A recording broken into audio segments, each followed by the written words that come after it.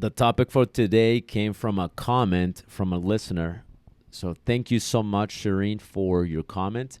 And this is also for all of you guys listening. If you have any particular questions, any particular topics you want me to cover, if you care to listen to my perspective, you're more than welcome to submit them. Just to give you a little bit of background on me, I've been doing this for 15 years, and I mean this as in dog training. For over 15 years, I've worked dogs in various areas from service dog training to contract, police, working dog training, pet dogs. I also do PSA, which is a protection sport, and I have a PSA 3 dog. I'm currently working on another dog that I got his 1, and I'm working on his 2s, and eventually get him to a level 3. But anyhow, just a little bit of background on me. So the question for today is right here. I was wondering if you could address how to handle a dominant dog in a multi-dog household. I really like this topic. So I'm going to repeat the question. I was wondering if you could address how to handle a dominant dog in a multi-dog household. I have 2 4-year-old female pit bull blackmouth mountain cur littermates and a 12-year-old Chihuahua. They all pretty much get along, but I was wondering if I should always say feed the dominant one first, let her sit in the preferred seat in the car, etc. So let's break this question down. So there seems to be 3 dogs here from what I'm gathering from reading the question. So she has a 4-year-old pit bull mix, so pit bull blackmouth cur littermates. Okay, so I'm sorry, 2 of them. So they're littermates. So there's 2 of them. This adds a level of complexity here, by the way, Shireen. Okay, so I just wanted to be aware. And I made an episode on littermates also.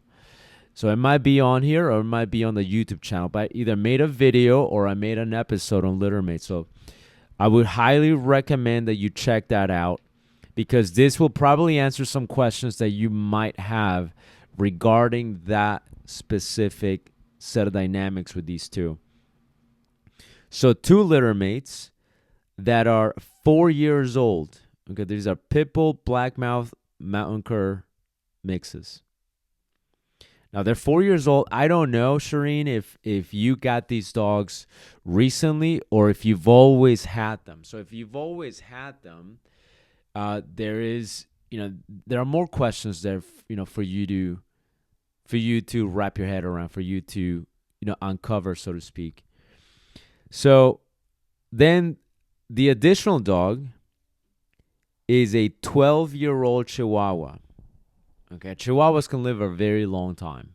So 12-year-old, yes, that's an older dog, but a 12-year-old Chihuahua is not the same as a 12-year-old German Shepherd, for instance. Okay, the fact that it's a smaller dog, they age better than the larger breeds. So that is what we got going on. 2 littermates that are 4 years old, and then we have a Chihuahua. And so the question is, they all get along. So that's another thing to remember here. So she says they all pretty much get along, but she's wondering if she should always, feed the dominant one first, and let her take the preferred seat in the vehicle. And here is where my answer and my perspective is going to be now versus what it would have been years ago. Because I myself have evolved in my way of thinking also. So if you had asked me this years ago, I would have immediately thrown a bunch of red flags like, no, what are you doing? And I certainly will address those potential red flags. But now my answer is more practical now, and this is where the old me would not agree with what I'm about to say. And I certainly know a lot of dog people, a lot of dog trainers are probably not going to agree with what I'm about to say. And here's what I'm going to say now. And I'm also going to tell you what I would have said before, which is still very important to consider. But here's what I'm going to tell you now. So, Shireen, if they all get along, provided that you've had these dogs for a good period of time. Think about this. The Chihuahua is 12 years old. I'm going to give some hypotheticals because I don't know the full scope of the situation here. But the Chihuahua is 12 years old. The Littermates are 4 years old. I don't know how long you've had these dogs. If you've had them hypothetically for, their entire lives, so you've had the Chihuahua for most of its life, and you've had the Littermates for most of their lives, and you've had them together for several years, they're all adults. So the Littermates are adults now. They're 4 years old. They're adults. They're not young dogs coming into themselves, realizing, what the hierarchy is. So if hypothetically, because I don't know the details, so I'm going to use the hypothetical here. If hypothetically you've had these dogs for several years and you haven't really had any issues, what I'm going to say is, if it's not broken, don't fix it. There is probably something you're doing that is maintaining some sort of harmony in your household. I don't know what that is. And I might also be assuming, maybe you just had these dogs for a week. Maybe you just had these dogs for a year, for 6 months. I have no idea. But if in the event that you've had them for several years, let's say for most, if not all of the Littermates' lives, there is something you've been doing. I don't know what that is. And if you haven't had any issues, there's something you've been doing that is fostering this sense of harmony amongst all of them. Now, also, I am going to put in some possibilities here too, okay? So, also, what could be happening is, these dogs are relatively easy to get along with. They're easy to live with. They're not really getting in each other's ways that much. So even if you have one dog that happens to be the more dominant one, the more bold, the more, the one that is more, the one that is basically bolder and more confident. Normally, when we think of the word dominant, that's really what we're describing. The word dominant is a bit of a blanket statement, and it's used to describe boldness, confidence. Okay? And these are the dogs that are going to express themselves. They're going to push the buttons. They have the boldness and the confidence to do that. Whereas the dogs are a little bit more reserved, will normally, more reserved, but they're also more, they're more of an appeasement type of temperament. These are the dogs that we would label more submissive.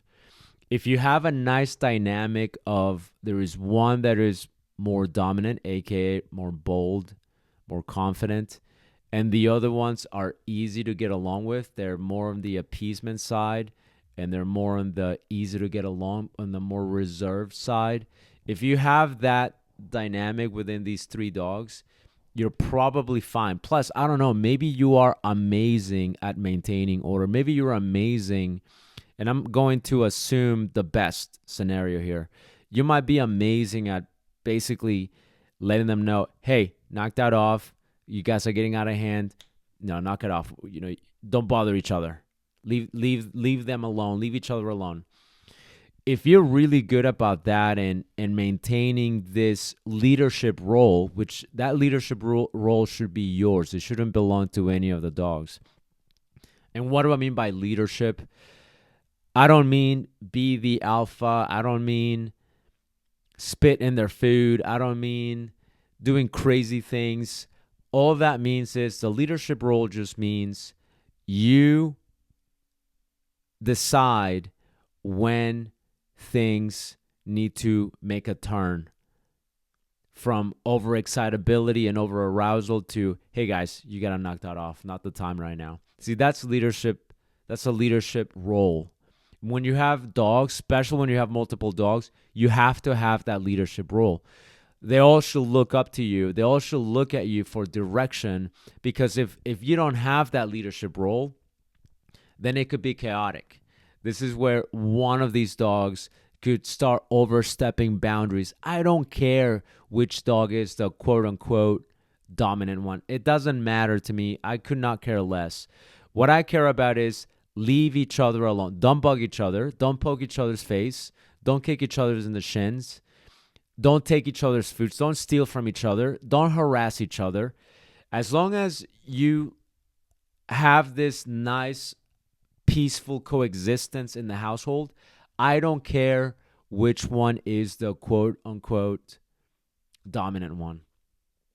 Because as long as I don't let them bully each other, I don't let one of them take over, then I'm doing my job. And I could not care less if one of them is a little bit more dominant than the other ones, and the other ones happen to be a little bit more submissive, because the submissive role is very secure. A lot of dogs, people seem to have this idea that a dog being submissive is horrible, and that they would really not rather do that. They would rather be the alphas. Some people believe that, and these are putting human perspectives on our dogs. Dogs are quite happy with you, first of all, with you, the human, taking care of things. They're perfectly happy having a boss telling them, look, this is how things are. The dogs are going to be like, oh, that's predictable. That's great. That's not a problem. I love that. It's when you teeter-totter with the leadership role and you're not consistent with that, that's when dogs can get stressed. That's when dogs can get a little bit upset. And that's where chaos happens. That's when the fights could occur. Hey guys, I just wanted to tell you, thank you so much for listening to this episode. If you're finding any value in this, all I ask is that you share it with somebody else. Hit the like button. Leave me a comment. Let me know how I'm doing. And thank you so much for your support again. Right now, I have 4 dogs. 4 of them are my personal dogs. One of them I'm fostering. The one that just came in that I'm fostering, she's a young dog, very excitable, a little bit impulsive dog, and she wants to do her own thing. Sometimes I've had her for not too long, maybe less than a month. There've been a couple of times where I had to go, hey, you got to knock that off, because we're not doing that here. And she looks at me like, okay. And that's me assuming that leadership role and going, look. I know you want to do this. You're a young dog. You want to do these things. You want to push those buttons. With those buttons, don't get pushed. That's all it takes, and then the dog is fine. But you have to have that position. Again, don't misconstrue what I'm saying. I'm not telling you pin your dogs down, be the alpha. I'm not saying bite them with your hands on the side. None of that crap, okay? I'm not talking about that. I'm talking about the way in which you maintain order in the household. If you're able to do that, you are fine. And it seems to me like you're fine. It seems to me like Shireen has been doing pretty good with that. I am assuming the best case scenario, okay? Now, the old me, I'm going to tell you a bit about the old me. The old me would have said, and I still to a degree feel this way, okay? And I actually made a video about this. So I already made a couple of videos that break down the question that Shireen is asking. One of those videos, the one I talked about a moment ago, which is littermate, living with littermates. The other video, which is, or I've been actually a bunch of videos on this other topic, which is living with multiple dogs. And essentially not letting them figure it out for themselves. You don't want to let them figure it out for themselves. Normally, if they have to figure out the hierarchy, there might be some temporary chaos. And that temporary chaos would be for them to basically figure out, what's your status here? Okay, I decide. Okay, perfect. I'm in control of resources. That makes me the dominant one. Perfect. There might be a little bit of a struggle for them to go, no, I want to be the one in control of resources. The other one might go, well, too bad. And now you have some scuffles, and it could get pretty violent. So for that reason, I am not very fond of letting the dogs figure it out.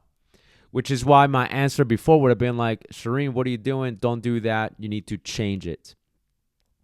But now I'm more practical in my approach. Look, if whatever you're doing is fair to your dogs, it makes sense to your dogs, it makes sense to you, it's easy to apply, and you are consistent with it, and you're consistently getting the desired results, meaning you're not really living in chaos.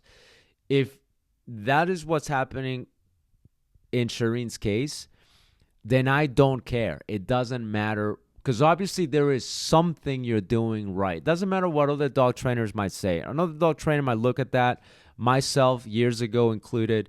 I would have been like, no, lady, you got to stop, lady. Whatever you're doing, you got to stop. Where now I'm going, there is obviously something you're doing right. And so if it's not broken, don't fix it. Now, that doesn't mean that there's nothing broken, by the way, okay? There might be something that maybe you are missing. But to answer your question specifically, okay, because I do want to answer your question, Shireen. The question is, should I let the dominant one eat first? And the thing is, it doesn't really matter. If you want to maintain that status, so to speak, technically yes. But because ultimately, you're the ultimate boss. Okay, you are the ultimate boss. So if you feel like today I'm going to change it up and you're not going to eat first. Today I'm going to change it up, you're all going to eat together. That is your prerogative. You decide what is best for them. Because if you have a good relationship with them and they look to you for leadership, then it shouldn't matter. And if one of them goes, whoa, no, hold on, Mom, I'm the alpha. What are you doing? That's when you should be able to step in and go, no, not today. So to answer your question is, you shouldn't have to feel like doing those things to maintain the status. Okay? It should be, you're the ultimate boss. And I'm going to close this episode by saying the biggest indicator on what you should do or whether you should change something is, are your dogs comfortable? If your dogs are comfortable, you're doing right. If one of your dogs is ruling with an iron fist and they're essentially a tyrant and they're oppressing the other dogs, that's a problem. You need to step up your leadership role and you need to say, we're not doing this. You cannot make the other dogs uncomfortable simply because you want to maintain this status, because that status is not yours. I'm giving it to you, and ultimately I have that status of leadership. That leadership role is mine, not yours. The biggest indicator is, look at your dogs. Are they happy? Is there harmony? Do they get along? Which you say they do. Mostly they get along. That's good. What is that mostly, though? Is it 90%, 95% of the times they get along great? Are they having scuffles once a day? Are they having scuffles once a week, once a month? Once a day would be too much, but to somebody, that might be mostly they get along. But if they're having scuffles once a day, that's too much for my taste. Even once a week, it's a little bit too much. So a lot of it is also your perspective as a dog owner. But in general, to wrap it up, because I don't know the details. I don't have this lady on the phone with me, so I don't know all the details. But what I can say is a couple of things. One, if it's not broken, don't fix it. Whatever you've been doing, as long as there is harmony and they're all happy, don't try to reinvent the wheel and change anything drastically. Two, are they happy?